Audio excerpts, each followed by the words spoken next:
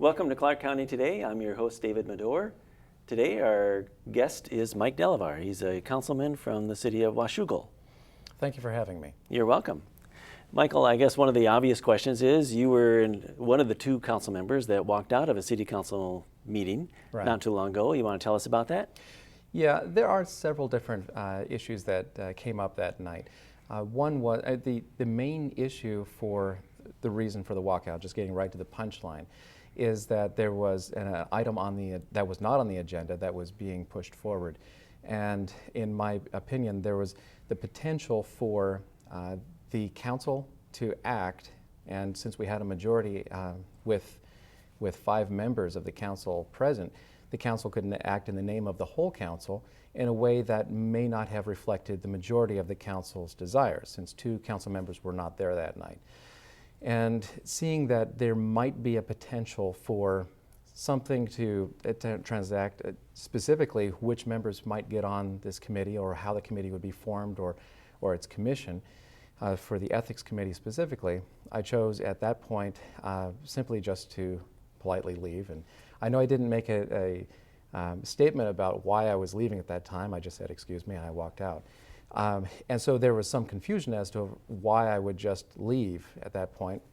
And another council member did walk out as well, and thus the quorum was broken, and the city council could no longer function, or I should say could no longer transact any official business at that point. So then going backwards and explaining the reason why, the main reason that I had for walking out at that point is that I was not sure whether the majority of the council would have wanted to pursue the actions that were about to transpire. Who would be constituting the Ethics Policy Review Committee, and what would be the charge, what would be the term, what would be their goals. I didn't want to have a minority of the council determine that for the entire council. And it would be one thing if the item were on the agenda. That would have been a completely different issue. There would be no reason to walk out at that point because you know what the fight is before you, if there is even a floor fight. So since it wasn't announced and we were doing this all off the cuff, it was difficult to determine how much of it was orchestrated because of the different makeup of the council, and that happens all across the country with different city councils all the time. And how much of it was simply just this was the time to pass or I should say initiate the committee. We last week did actually form the committee officially and constitute the committee, and so now the committee is up and running, and they have a clear purpose, a clear deadline, and they will be making recommendations to the entire council for changes to our ethics policy, which really, by the way, does make sense because our current ethics policy mixes 2 employee groups, employees of the city, which are under the direction of the administration, and city councilmen, or elected officials. There are really 2 different ways of getting hired in the city. One is, as an elected official, the voters hire you directly, and as such, the elected officials are responsible to the electorate. I mean, that is our job, is to represent them and to be responsible to them. Now, also we do have guidelines that are RCWs, and that makes sense. But our current ethics policy mixes both employee groups, and it's kind of confusing. And it does make sense for us to review that and change it, and we will be doing that. So that was all a reasonable thing for you to do. Have you talked with the other council members at all since then about this? Yes, we did discuss it the following week a little bit. We didn't really discuss the walkout. I think most people sort of understood where that was coming from. I did discuss it a little bit with the mayor by phone. And I think we all understand that our goals are, let's make sure that we have common sense ethics policies, and that makes a lot of sense, and I'm on board with that, just like the mayor is. So after the fact, after everybody's passions cool down, if you will, we all realize that we're working towards the same goal, and I think that's a good thing. Sure. So in retrospect, you did the right thing. It was the reasonable thing to do. No repercussions. It was just simply bringing order. Well, as far as repercussions go, I certainly hope there won't be any, because you can never determine how something is going to be viewed by posterity, if you will. Mm-hmm. And so I'm only responsible for my actions, really, sure, and how other people view these things. In politics, things will always be viewed however people want to view them. Sure. But certainly, from what we can tell on the council, things are, I mean, we have returned to a normal working relationship, and we have many different splits. It's not just a 4-3 split or 3.5 split. There are many different opinions, and we find ourselves on all sorts of different issues on different sides. So I'm glad to see that we have that diversity of opinion on the council, because there are a lot of different assets that the different council members bring to the council. And that's a good thing to see. I do appreciate that. So it's functioning the way it should. Yes, from what I can see, yes. Great, great. How long have you been on the council? Since 2009. I was appointed in June of 2009 and retained the seat in the November election. I'm up for election this year as well. Any surprises being on the inside like that? Well, there are, I should say there wouldn't be really surprises so much as there's sometimes a bit of a sadness about the bureaucracy of government. For many years I have been on the outside of government saying government officials ought to do this, they ought to do that, or they shouldn't do this or shouldn't do that. And from the inside I can see a lot of the reasons why bureaucracy does what it does to the detriment of freedom. It's sad, but you generally get bureaucracy continuing to push for its own agenda, and it's difficult to have government restrain itself. Why would it ever want to? And that's my goal overall, is to restrain the power of government and to have maximum liberty.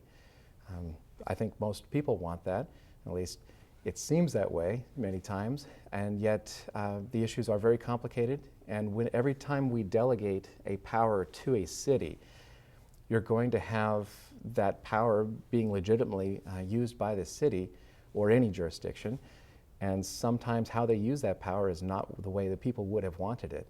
And so that's where a lot of that internal strife comes from. It is a very complex beast, government is. And I would say that seeing it from the inside has confirmed a lot of my opinions about how government works overall. And I'm glad that I have some good colleagues to work with, and it's been a very good experience.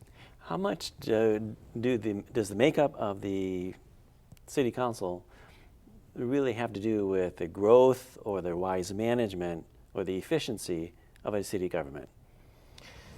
The makeup of a council will determine whether or not you have true discussion about issues, whether you have vetting of ideas, or whether you just rubber stamp the administration's agenda. The way city government works, or at least in a small city like ours, is that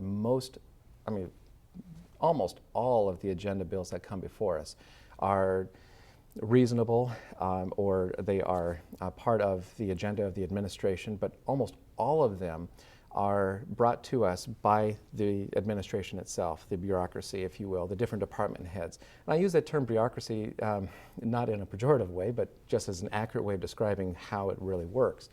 So you've got all of these departments that advance these different things that need to be done in the city, or that they believe needs to be done in the city. And the city council can either just rubber stamp that and say, yes, let's do this, or they can discuss it and say, is this a good idea? Sometimes the city council will actually set policy. And in fact, that same night during the walkout, we did set some policy with regards to the C-Tran issue.